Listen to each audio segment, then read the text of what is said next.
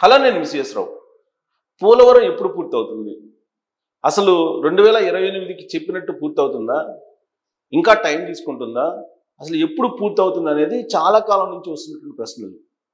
గత ప్రభుత్వం అయితే పోలవరానికి సంబంధించినటువంటి డేట్ పూర్తి చేసేటువంటి డేట్ చెప్పలేకపోయింది. కొన్ని సందర్భాల్లో 2014 నుంచి 2019 వరకు ఉన్న తెలుగుదేశం పార్టీ ప్రభుత్వం మీద అపవాదులు మోపారు. 2019 నుంచి 2024 వరకు ఆ పోలవరం ఎక్కడి వరకు వచ్చిందో చెప్పుకోలేనటువంటి పరిస్థితి. బట్ చంద్రబాబు నాయుడు గారు 2014 నుంచి 19 వరకు మాత్రం ప్రతి సోమవారం పోలవరానికి కేటాయించేవాళ్ళు, రివ్యూ మీటింగ్లు పెట్టేవాళ్ళు, ప్రోగ్రెస్ రిపోర్ట్ని ఆయన ఎప్పటికప్పుడు తెలుసుకునేవాళ్ళు. ఆ తర్వాత 2019 నుంచి 2024 మధ్యలో స్లో అయిపోయింది. ఇప్పుడు మళ్ళా 2024లో చంద్రబాబు గారు ముఖ్యమంత్రి అయ్యారు. పోలవరాన్ని ఇమీడియట్గా పూర్తి చేయాలి, ఆంధ్రప్రదేశ్కి జీవనాడి అనేటువంటి ఉద్దేశంతో ఆయన ఇంపార్టెన్స్ ఇస్తున్నారు. పైగా విశాఖలో ఇండస్ట్రీస్ బాగా డెవలప్ అవుతున్నాయి, ఐటీలు వస్తున్నాయి. రాష్ట్ర వ్యాప్తంగా పెట్టుబడుల వరద కురుస్తున్నటువంటి క్రమంలో పోలవరం అయిపోతే కనుక నీటిని వాళ్ళకి రాయితీ మీద ఇవ్వచ్చు, ఇవన్నీ కూడా ఉన్నాయి. అందుకే పోలవరం జీవనాడి, దాన్ని పూర్తి చేయాలి, ఇన్ టైంలో పూర్తి చేయాలనేది ఈ ప్రభుత్వం పెట్టుకున్నటువంటి లక్ష్యం. ఆ దిశగా చంద్రబాబు నాయుడు గారు అడుగులు వేస్తున్నారు. గతంలో 2019లో జగన్మోహన్ రెడ్డి గారు ముఖ్యమంత్రి కాగానే రివర్స్ టెండర్ అని చెప్పేసి వెళ్ళి కాంట్రాక్టర్ని మార్చేశారు. కానీ చంద్రబాబు నాయుడు గారు ఆ పని చేయలేదు. జగన్మోహన్ రెడ్డి గారు ఏ కాంట్రాక్టర్ని అయితే పెట్టారో అదే కాంట్రాక్టర్ చేత పోలవరం పనులను చేపిస్తూ ఉన్నారు. పైగా గత బకాయిలు కూడా తీరుస్తూ ఉన్నారు. వీళ్ళనంత త్వరగా, వీళ్ళంత వేగంగా పోలవరాన్ని పూర్తి చేయడానికి చంద్రబాబు నాయుడు గారు జగన్మోహన్ రెడ్డి గారు ఉన్నప్పుడు రివర్స్ టెండర్లో ఇచ్చినటువంటి మెగా కంపెనీకే ఇప్పుడు పోలవరం నిర్మాణాన్ని కంటిన్యూ చేస్తూ ఉన్నారు. మరి దాని ప్రోగ్రెస్ ఎక్కడి వరకు వచ్చింది అనే దాని మీద ఇన్ డీటెయిల్డ్గా నేను మీకు ఎక్స్ప్లెయిన్ చేస్తాను. దాన్ని బట్టి పోలవరం టెంటేటివ్గా ఎప్పటికీ పూర్తయ్యే అవకాశం ఉంది అనేది తెలుస్తుంది. ఇక్కడ చూడండి, ప్రాజెక్టులో ముఖ్యమైనటువంటి కాంపోనెంట్స్ విశేషాలు ఏంటి? ప్రాజెక్టులో, పోలవరం ప్రాజెక్టులో మీరు చూడండి, అప్రోచ్ ఛానల్ ప్రధానమైనటువంటి ఏంటి కాంపోనెంట్స్ ఏమి ఉన్నాయంటే, అప్రోచ్ ఛానల్ ఒకటి, స్పిల్వే 2, స్పిల్ ఛానల్ అనేది ఒకటి, pilot channel, upper coffer dam, lower coffer dam, EC rough dam అంటే దాన్ని గ్యాప్ 1 అంటారు, EC rough dam gap 2, non overflow dam gap 3, 10 power house. ఇవి 10 కాంపోనెంట్స్. వీటి విశేషాలు ఈ 10 కాంపోనెంట్స్ కనుక ప్రోగ్రెస్ని కనుక మీరు తెలుసుకోగలిగితే పోలవరం ఎంతవరకు వచ్చింది అనేది ఒక అవగాహన వస్తుంది. సో పోలవరానికి సంబంధించి ఇది 45.72 MLVL, ఇది ఫుల్ రిజర్వాయర్ లెవెల్. అంటే ఇక్కడ ప్రాజెక్ట్ పూర్తి నిల్వ వచ్చేసి 194.60 TMCలు. ఇక 41.15 MLVL, ఇది మిడిల్ అంటే మినిమం డ్రా డౌన్ లెవెల్. ఇక్కడ మినిమం డ్రా డౌన్ అంటే ఇంత నిండితే కనుక మినిమం డ్రా చేసుకోవచ్చు వాటర్. ఇక్కడ 119.40 TMC విలువ నిల్వ ఉంటుంది, ఇంత ఎత్తున కనుక నిల్వ చేయగలిగితే. మరి ఈ లెవెల్ నుండి కుడి ఎడమ కాలువకి గ్రావిటీ ద్వారా నీరు సరఫరా అవుతుంది. ఈ లెవెల్ ఉంటే కనుక కుడి ఎడమి కాలువ ద్వారా గ్రావిటీ అంటే కాలువలో నీరు పారుతుంది. ఇక 25.72 మీటర్స్ లెవెల్ అయితే కనుక ఇక్కడేమో 41.15 మీటర్స్ లెవెల్ అయితే ఇది కుడి ఎడమ కాలువకు నీరు ప్రవహిస్తుంది. దీని పూర్తి రిజర్వాయర్ లెవెల్ ఏంటంటే 45.7 మీటర్స్ లెవెల్. సో ఈ లెవెల్లో ఉంటే 45.72 లెవెల్లో ఉంటే కనుక ఇది ఫుల్ రిజర్వాయర్ ప్రాజెక్ట్ యొక్క కెపాసిటీ 194 TMCలు, సుమారుగా 194.60. మిడ్ లెవెల్ అంటే 119.40 TMC నిల్వ. ఇది ఈ లెవెల్లో 25.72 లెవెల్ అంటే స్పిల్వే గేట్స్ అమెరికా ఈ లెవెల్ నుండి జరుగుతుంది. స్పిల్వే గేట్ అమెరికా ఈ లెవెల్ నుంచి జరుగుతుంది. సరే, అప్రోచ్ ఛానల్ ఏంది? పోలవరం ప్రాజెక్టు నది మీద నిర్మాణం చేయట్లేదు. అప్రోచ్ ఇది పోలవరం ప్రాజెక్టు నది మీద నిర్మాణం చేయట్లేదు. నదికి పక్కన 2 కొండల మధ్య నూతన స్పిల్వే నిర్మాణం చేశారు. ఇప్పుడు ఉన్న నది ప్రవహించే దిశ మీద ఒక రాతి కట్టడం అనగా అప్పర్ కాఫర్ డ్యామ్ నిర్మించారు. గోదావరి నది ఈ అప్పర్ కాఫర్ డ్యామ్ను తాకి తన సహజ ప్రవాహం దిశ మార్చుకుని నూతన స్పిల్వే నుండి ప్రవహిస్తుంది. అలా ప్రవహించే మార్గం అప్రోచ్ ఛానల్ నుండి వెళ్తుంది. ఈ అప్రోచ్ ఛానల్ పొడవు 2.1 కిలోమీటర్స్. ఇలా అప్రోచ్ ఛానల్ నుంచి ప్రయాణించి నూతన స్పిల్వే మీదుగా గోదావరి నది తన సహజ ప్రవాహానికి భిన్నంగా ప్రవహిస్తుంది. ఇది అప్రోచ్ ఛానల్ అంటే.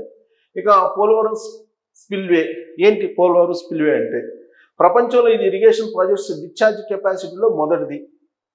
55 లక్షల క్యూసెక్స్ వరద ప్రవాహం వచ్చినా కూడా డిశ్చార్జ్ చేసేటువంటి సత్తా ఈ ప్రాజెక్టు సొంతం. ఇది గోదావరి నది ప్రవాహం కుడివైపుకు 2 కొండల మధ్య 1198 మీటర్ల పొడవుతో నిర్మాణం చేశారు. ఇందులో 48 గేట్లు, 16 మీటర్ల వెడల్పు, 20 మీటర్ల ఎత్తుతో పూర్తిగా హైడ్రాలిక్ సిస్టంతో పనిచేసే విధంగా నిర్మించారు. ఒక్క గేటు పైకి లిఫ్ట్ చేయడానికి 2 హైడ్రాలిక్ సిలిండర్స్ అమర్చారు. మొత్తం 48 గేట్స్కి 96 హైడ్రాలిక్ సిలిండర్స్ అమర్చారు. ఈ హైడ్రాలిక్ సిలిండర్స్ పవర్ ప్యాక్ సహాయంతో నడుస్తాయి. 2 గేట్స్కి 4 సిలిండర్స్ ఉంటాయి. అలా 4 సిలిండర్స్కి ఒక పవర్ ప్యాక్ సహాయంతో పనిచేస్తాయి. మొత్తం 48 గేట్స్కి 24 పవర్ ప్యాక్ అమరిక చేశారు. ఇవి కాకుండా రివర్స్ స్లూయిజ్ గేట్స్ 1 నుండి 10 గేట్స్ దిగువన ఉంటాయి.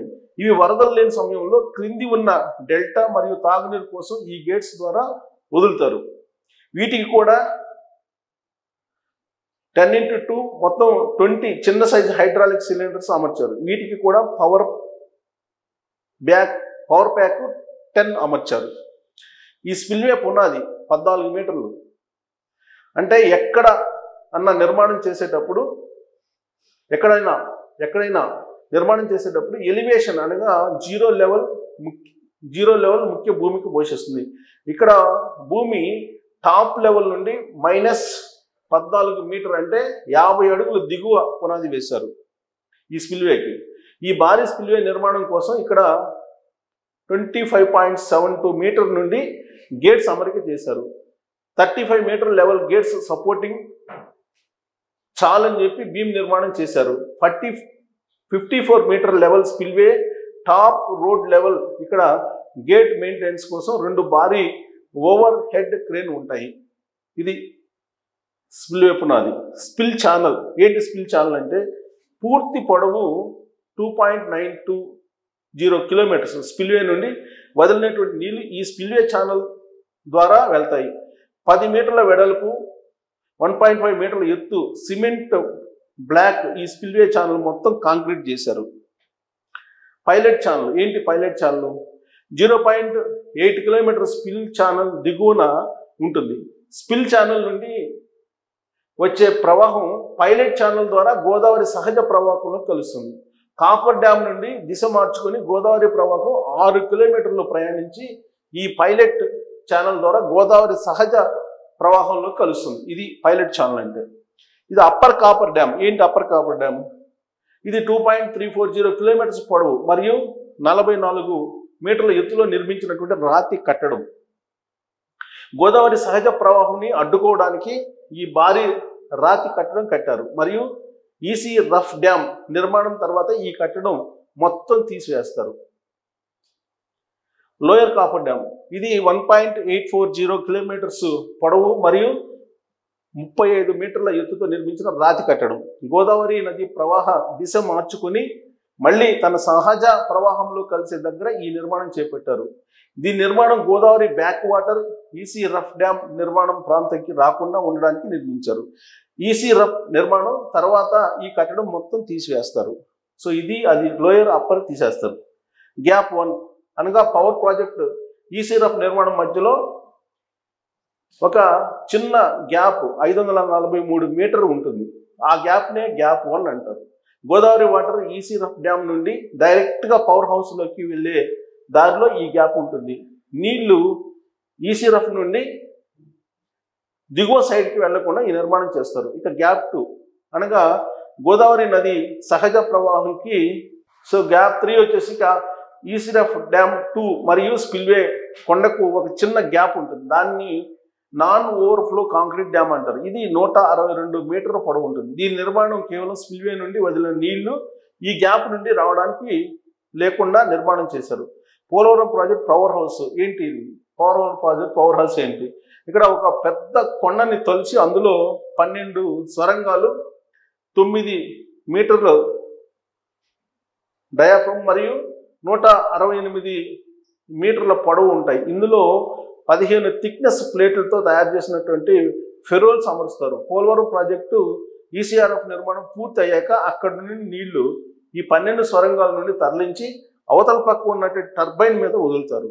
ఒక్క టన్నెల్ నుండి వచ్చే నీళ్లతో 80 మెగావాట్ల విద్యుత్ జనరేషన్ జరుగుతుంది. అలాగే 12 టన్నెల్ నుంచి వచ్చే పవర్ జనరేషన్ మొత్తం 960 మెగావాట్లు ఉంటుంది. ఇది దాదాపుగా 120 నుంచి 160 రోజులు ఒక ఏడాదిలో పవర్ జనరేషన్ చేయవచ్చు. సో ఇది పోలవరం. సో ఇంతటి ప్రాశస్తమైనటువంటి పోలవరం ఎప్పుడు పూర్తవుతుంది అనేది ఇతిమిద్దంగా చెప్పలేకపోతున్నారు. కానీ 28కి కొంతవరకు పూర్తి కావచ్చు, 2028కి అని చెప్పి ఈ ప్రభుత్వం భావిస్తుంది. మరి 2028కి ఇది కనుక పూర్తి చేస్తే ఒకవైపు అమరావతి, ఇంకొకవైపు పోలవరం, ఈ రెండు కనుక పూర్తి అయితే చంద్రబాబు నాయుడు గారు ఏదైతే చెప్పారో అది చాలా వరకు జరిగినట్టే, అభివృద్ధి పదాన్ని ఆంధ్రప్రదేశ్ని గాడిలో పెట్టినట్టే భావించాలి. గోదావరి నది మీద ఉన్నటువంటి పోలవరం ప్రాజెక్టు కనుక పూర్తయితే విద్యుత్తుకు కూడా ఇబ్బంది ఉండదు. సో ఎన్ని కంపెనీలు వచ్చినా కానీ 24/7 విద్యుత్ ఇవ్వచ్చు, అలాగే వాటర్ కూడా ఇవ్వచ్చు. ఆంధ్రప్రదేశ్కి వాటర్ సమస్య కానీ విద్యుత్ సమస్య కానీ ఏది ఉండే అవకాశం లేదు. అందుకే ఇండస్ట్రియలిస్టులు పరిగెడుతున్నారు అని చెప్పి చెప్పచ్చు. మరి పోలవరం 2028కి పూర్తి అవుతుందా అనే దాని మీద మీరు కామెంట్ చేయొచ్చు. Thank you.